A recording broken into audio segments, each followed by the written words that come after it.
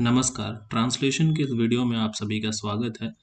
इस वीडियो में हम इस पैसेज को हिंदी से इंग्लिश में ट्रांसलेट करेंगे, जो कि एसएससी जीएचटी पेपर 2 के लिए बहुत उपयोगी है। एसएससी जीएचटी पेपर 2 में ट्रांसलेशन का कुछ इसी तरीके का एक पैरा आता है, एक हिंदी से इंग्लिश और इंग्लिश से हिंदी। तो ये वीडियो हिंदी से इंग्लिश में ट्रांसलेट करेंगे। जब भी हम किसी पैराग्राफ को एक भाषा से दूसरी भाषा में ट्रांसलेट करते हैं, तो ट्रांसलेट करते वक्त हमें ये ध्यान रखना होता है कि जो सेंटेंस में बोला गया है, जो पैराग्राफ में कहा गया है, उसका ट्रांसलेशन के दौरान भाव ना बदले।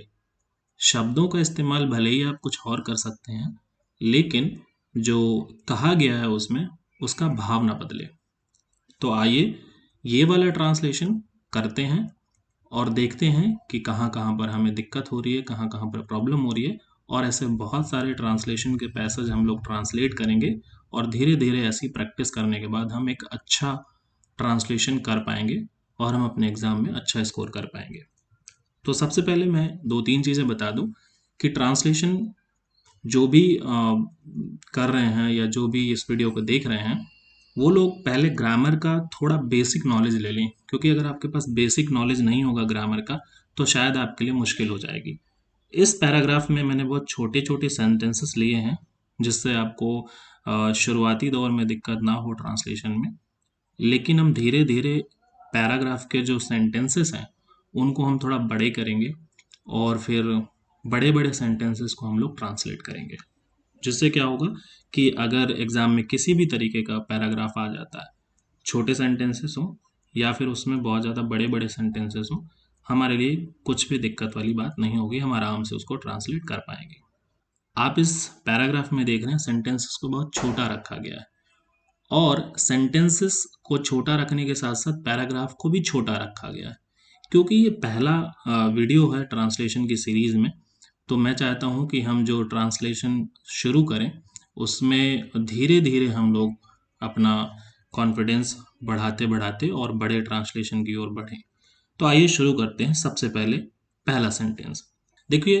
इंग्लिश का जो ट्रांसलेशन का स्ट्रक्चर है वो किसी भी वाक्य का स्ट्रक्चर इस तरीके से होता है कि पहले वाक्य में सब्जेक्ट और सब्जेक्ट के तुरंत बाद जो है वर्ब आता है, उसके बाद जो है बाकी के वर्ड्स आते हैं, अदर वर्ड्स। तो सबसे पहले इस सेंटेंस में आप देखिए, जो पहला वाला वाक्य है, पहले वाले वाक्य में सब्जेक्ट क्या है? रामकृष्ण परमहंस एक योगी थे। तो रामकृष्ण परमहंस इस वाक्य का सब्जेक्ट है। तो सबसे पहले हम सब्जेक्ट लिखेंगे, तो सब्जेक्ट में है रामकृष्ण परमहंस, तो राम कृष्ण परमहंस इसका सब्जेक्ट हो गया। तो हमने लिख दिया रामकृष्ण परमहंस। आगे इसके बाद हमें लिखना है वर्ब, तो हमारी आ जाएगी वर्ब, तो यानी कि रामकृष्ण परमहंस वॉज क्या थे? तो एक योगी थे। तो वॉज आ क्या? तो हम इसके लिए एसेटिक वर्ड्स का यूज करेंगे, जिसका मतलब होता है योगी या सन्यासी। तो जिसके स्पेलिंग है ASCETIC। ठीक है, तो ये एक हमारे वाक्य का, पहला वाले वाक्य का ट्रांसलेशन कंप्लीट हो गया। इसके बाद अगला वाक्य है, उनका बचपन का नाम गदाधर था। तो उनका, तो उनके लिए क्या आएगा? तो उनका किसके? रामकृष्ण परमहंस की बात हो रही है, उनका नाम, तो उनके लिए फिर हम क्या यूज करेंगे? हेज का यूज करेंगे। ठीक है, तो हेज यहाँ पर लिखेंगे हम, हेज उनका बचपन का नाम। तो बचपन का नाम पूरा his childhood name, his childhood name was क्या? गदाधर। तो हम यहाँ पे उनका चाइल्डहुड नेम जो था वो लिख देंगे गदाधर। ये हमारा एक दूसरा सेंटेंस पूरा हो गया। अच्छा, एक चीज़ आप ध्यान रखिए कि जब भी आप ट्रांसलेशन कर रहे हैं तो आपको ना एक बार, जब एग्जाम में भी करें तो आपको एक बार रफली दिमाग में सोच लेना है, या फिर आपको साइड में सेंटेंस को फ्रेम कर लेना कि मेरा किसके बाद क्या आएगा और क्या क्या करना है।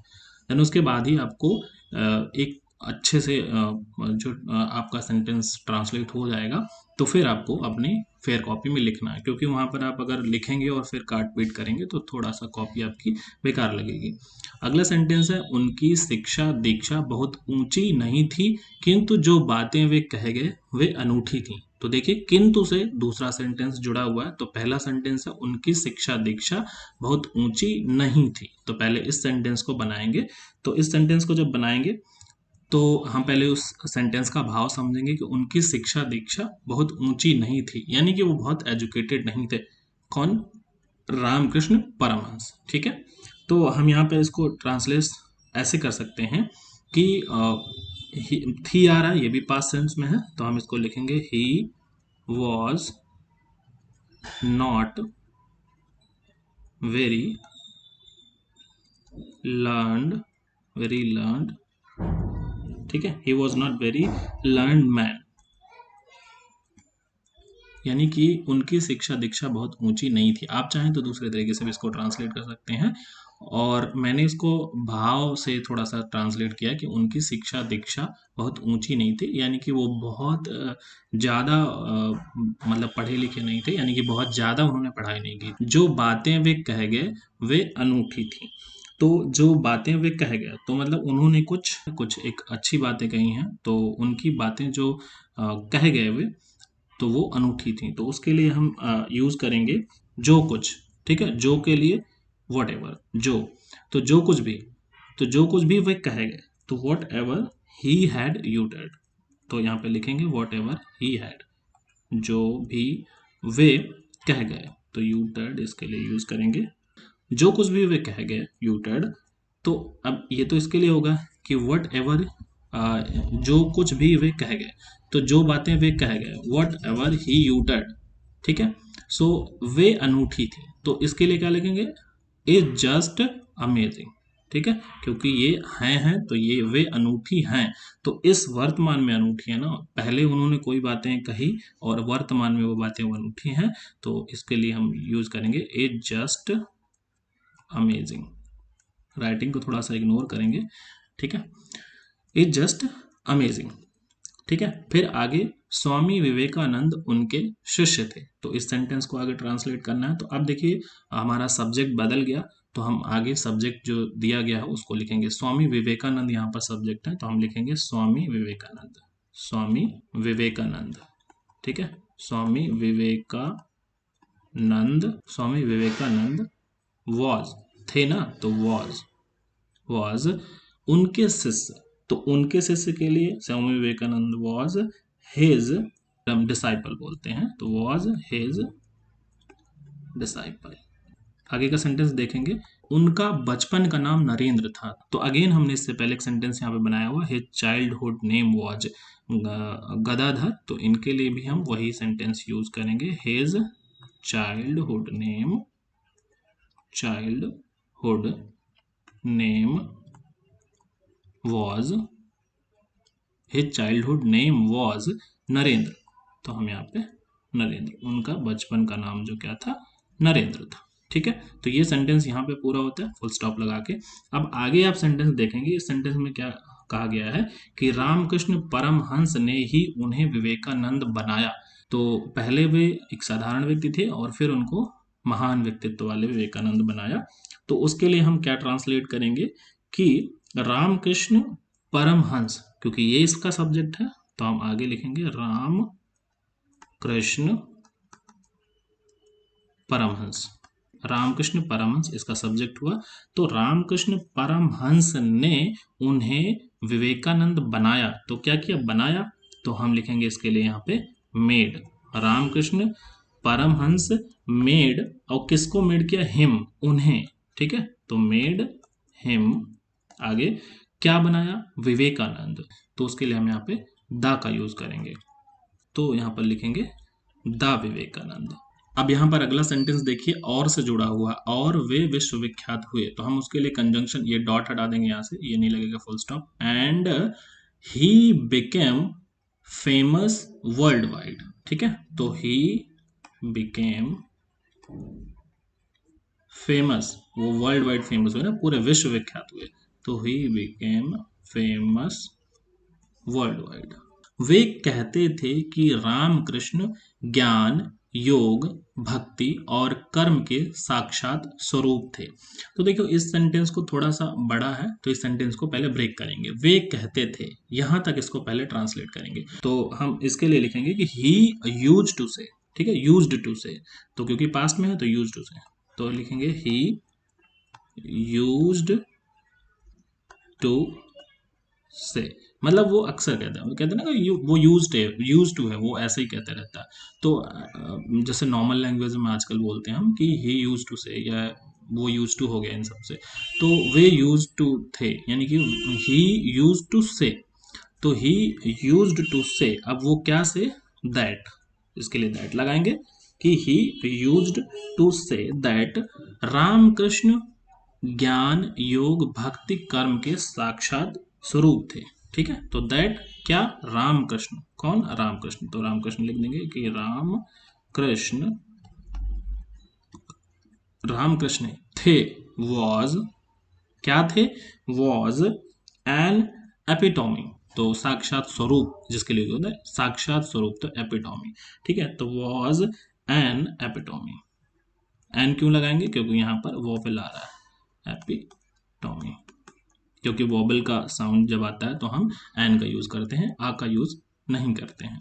ठीक है, तो एन क्या थे वो, रामकृष्ण परमहंस वॉज एन, ठीक है, an epitome, Ramakrishna, Ramakrishna was an epitome.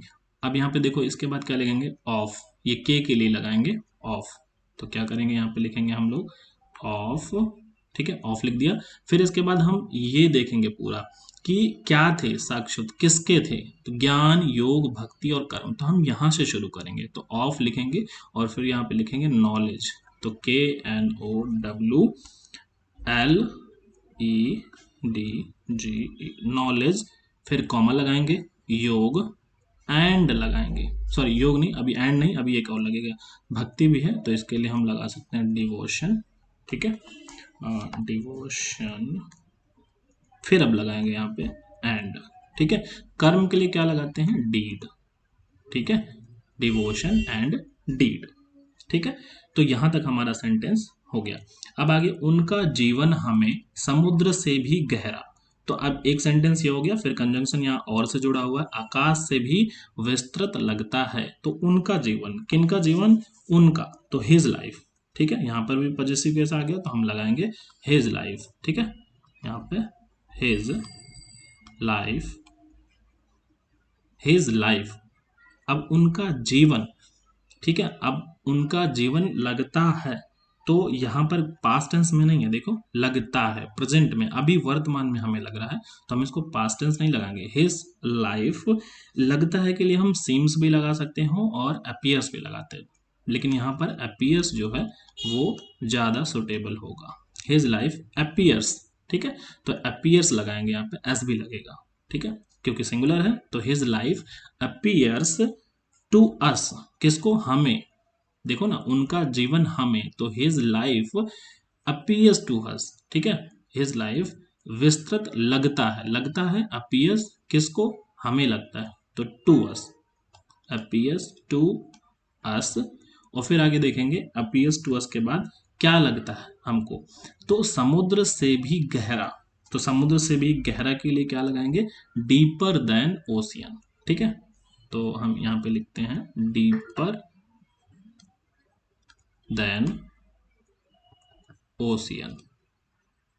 ठीक है, ओशियन एंड, समुद्र से भी गहरा, डीप मतलब गहरा, डीपर देन ओशियन एंड, विस्तृत है, आकाश से भी ज्यादा विस्तृत, तो विस्तृत के लिए हम क्या लगा सकते हैं, विस्तृत के लिए हम एक्सपेंडेड लगा सकते हैं, है ना, तो क्या लगा सकते हैं, एंड एक्सपेंडेड, एक्सपैंड, लार्जर भी लगा सकते हैं, लेकिन लार्जर के लिए तो बहुत ज्यादा हो गया है, तो एक्सपेंडेड लगाइए, expanded then, expanded then, sorry यहाँ पे देन होगा, एक्सपेंडेड देन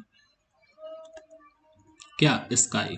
ठीक है, तो एक्सपेंडेड देन स्काई, तो ये सेंटेंस यहाँ तक कंप्लीट हो गया। फिर अगला सेंटेंस है, ऐसे व्यक्ति को अपना आदर्श बनाने में हमें संकोच नहीं करना चाहिए। ठीक है, तो फिर बाद में एक दिया गया है कोड कि ऐसे व्यक्ति को अपना आदर्श बनाने में हमें संकोच नहीं करना चाहिए, तो यहाँ पर किसको, हमें, तो यहाँ पर लिखेंगे वी शुड नॉट।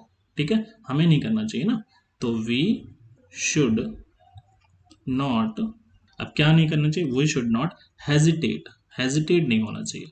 ठीक है, तो वी शुड नॉट हेजिटेट। ठीक है, हेजिटेट इन, हेजिटेट इन क्या, मेकिंग सच, हमें क्या हेजिटेट, हमें बनाने में, तो मेकिंग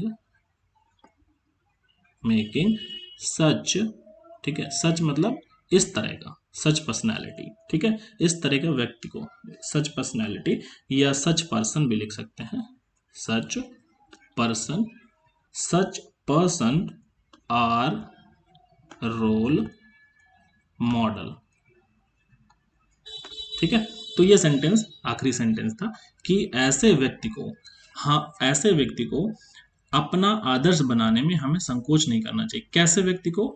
इस तरह के व्यक्तित्व वाले व्यक्ति को। तो we should not hesitate in making such person our role model, तो हमें ऐसे व्यक्ति को अपना रोल मॉडल बनाने के लिए संकोच नहीं करना चाहिए। तो ये था आज का ट्रांसलेशन, और ये पहला ट्रांसलेशन था, तो हमने सेंटेंस को छोटा छोटा रखा है। और वीडियो में और क्या क्या इम्प्रूवमेंट करनी है वो मुझे बताइएगा। राइटिंग थोड़ा सा अच्छी नहीं बन पाई क्योंकि जो टाइप से जिससे मैं लिख रहा हूँ उससे थोड़ा सा प्रैक्टिस उतनी नहीं है, तो ट्राई करूँगा कि नेक्स्ट टाइम से राइटिंग और अच्छी हो, आप समझने की कोशिश करें। और ऐसे ही और वीडियोज़ आते रहेंगे, तो इसलिए चैनल को सब्सक्राइब कर लीजिए। और अपने कमेंट लिख करके बताइए कि और क्या आपको सुधार की ज़रूरत लगती है इस वीडियो में। और मिलते हैं ऐसे ही और दूसरे वीडियो में, तब तक के लिए नमस्कार।